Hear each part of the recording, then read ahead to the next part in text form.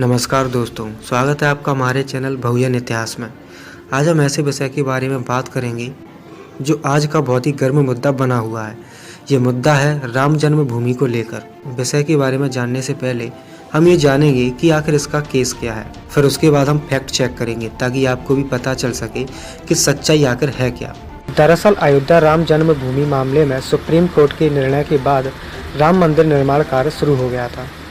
निर्माण कार्य फिर से शुरू होते ही राम जन्मभूमि परिसर में समतलीकरण और बैरिकेडिंग के एंगल आदि को हटाने का काम तेजी से जारी है। इसी समतलीकरण और खुदाई के काम के दौरान कई सारी प्राचीन मूर्तियां और मंदिर के पुरावशेष मिल रहे हैं। समतलीकरण के दौरान बड़ी मात्रा में पुराने अवशेष, देवी देवताओं की खंडित मूर्तियां, पुष्प, कमल, भवन के मेहराम के पत्थर, 7 ब्लैक टच स्टोन के स्तंभ, 8 रेड सैंड स्टोन के स्तंभ और 5 फीट आकार की नक्काशी युक्त शिवलिंग की आकृति मिली है।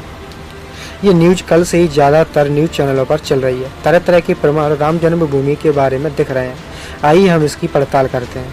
कभी हिंदुओं ने राम जन्मभूमि कहा तो मुसलमानों ने बाबरी मस्जिद। इसके अलावा बुद्धिस्टों ने भी यहाँ पर दावा पेश किया और क्लेम किया कि आपने जो खुदाई कराई है वहाँ पर बौद्ध सभ्यता से रिलेटेड चीज़ें मिली हैं, सामग्री मिली है।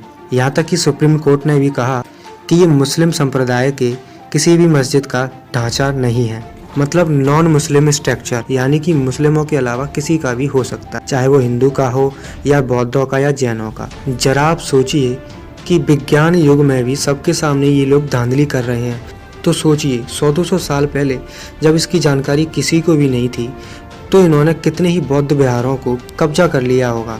अभी तो बाबा साहब का संविधान है, इसलिए हम लोग इस बात पर बोल पा रहे हैं, अपने मत रख पा रहे हैं, लेकिन उस टाइम पर लोग पढ़े लिखे भी नहीं थे, तो कितने ही बौद्ध विहारों को इन्होंने कब्जा कर लिया होगा और कितने ही बौद्ध मूर्तियों पर चोला पहनाकर ब्रह्मा विष्णु महेश देवी देवता बना लिया होगा। चलिए इस बात की पड़ताल करते हैं और जानते हैं असल सच्चाई को। यहाँ पर एक कमल का फूल दिख रहा होगा जिसमें 13 पंखुड़ियाँ हैं जो 10 पारमिता और 3 रत्नों और शरणों को प्रदर्शित करता है। बाहर के चक्र में 29 आरे हैं जो महाविनिष्क्रमण चक्र है।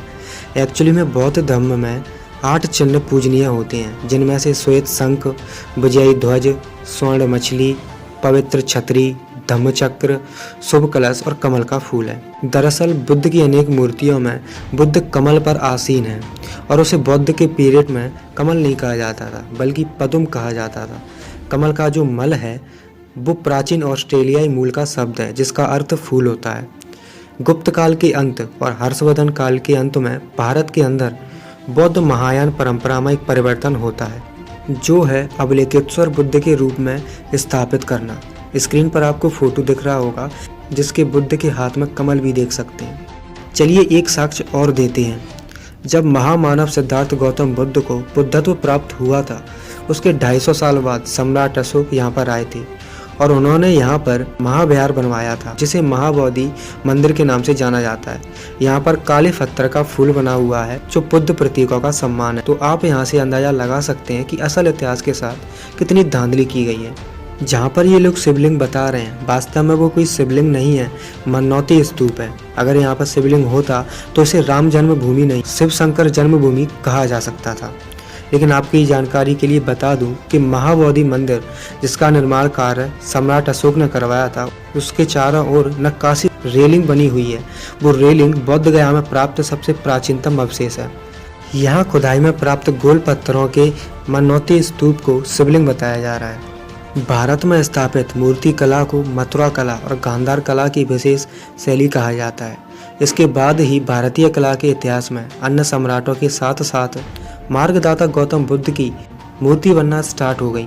जो खुदाई में मिले अवशेष या मूर्तियों को देखकर कोई भी बता सकता है। उत्खनन से मिले स्तूप या गोल पत्थरों को आज के शिवलिंग से जोड़ते हुए अपनी ढपली बयाना अलग बात, लेकिन आज के शिवलिंग का चित्र बिल्कुल वैसा ही दिखाते हुए ईसा पूर्व से प्राप्त शिवलिंग का चित्र दिखाओ तो जाने। यहाँ पर मैं दूसरे गोल पत्थर को दिखा रहा हूँ जो पूरी तरह से शिवलिंग लगता है। शिवलिंग कहे जाने वाले इस पत्थर को मथुरा के पास में गौरकर्णेश्वर टीले की खुदाई में प्राप्त किया गया। पुरातत्व ज्ञाताओं ने इसका निर्माण वर्ष 4वीं सदी बताया है। ये मथुरा के संग्रहालय में रखा है, पर ये क्या, उस पर तो साफ साफ लिखा है बुद्ध की चौकी।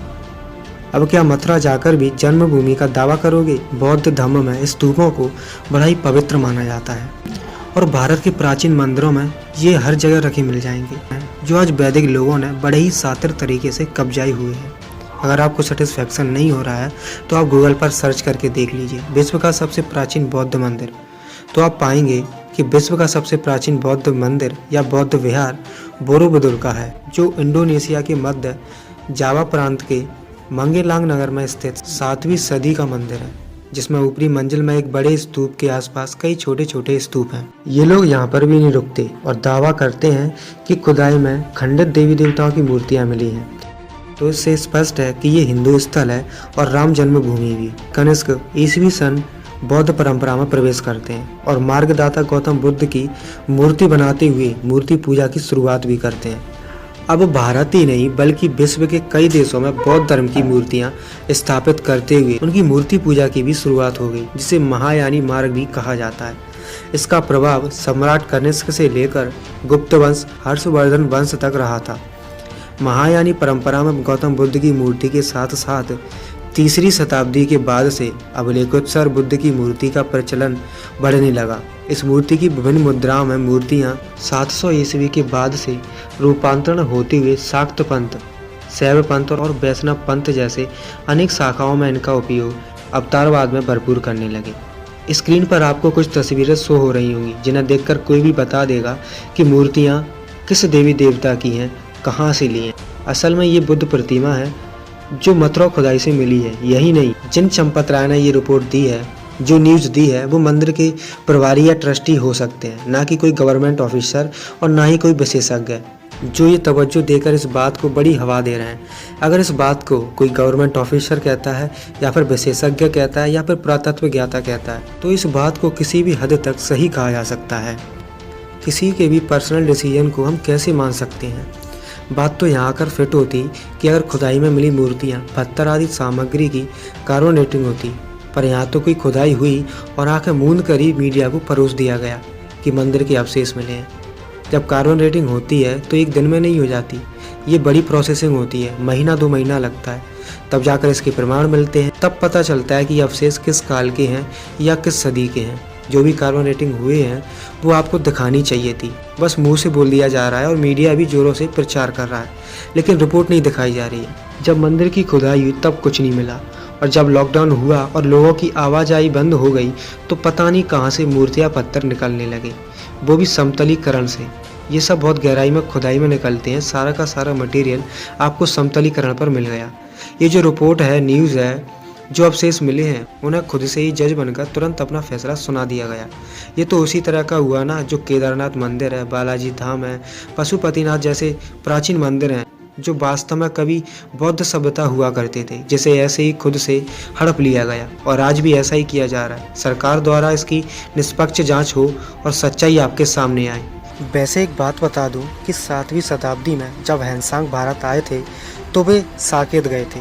सम्यक प्रकाशन दिल्ली से प्रकाशित पुस्तक चीनी यात्रियों की यात्रा वृत्तांत के पेज नंबर 160 पर लिखते हैं कि अयोध्या में सम्राट अशोक और अन्य लोगों द्वारा निर्मित करीब 100 संगाराम थे और 3000 से ज़्यादा भिक्षु रहते थे। अब प्रश्न उठता है कि अयोध्या में राम का उद्भव कैसे। तो जो प्रमाण पूर्व काल में कनिगम साहिब को मिला था और जो साक्ष्य आज समतलीकरण में मिल रहा है, उससे स्पष्ट हो गया कि अयोध्या में राम का उद्भव आरंभ से हुआ था। हाँ, भिक्षुओं को आराम करने हेतु जगह जगह पर निवास स्थान बने होते थे, जिसे संगाराम कहते थे। तो सम्यक संस्कृति में राम का संबोधन आराम से निकलता है, ये कोई व्यक्ति या किसी कथा की पात्र नहीं है। इस प्रकार नामकरण वाले कई संगाराम मिले हैं, जैसे अशोकाराम, बृहद संगाराम, पुराना संगाराम आदि। वीडियो अच्छी लगे तो ज़्यादा से ज़्यादा लोगों तक शेयर करिए।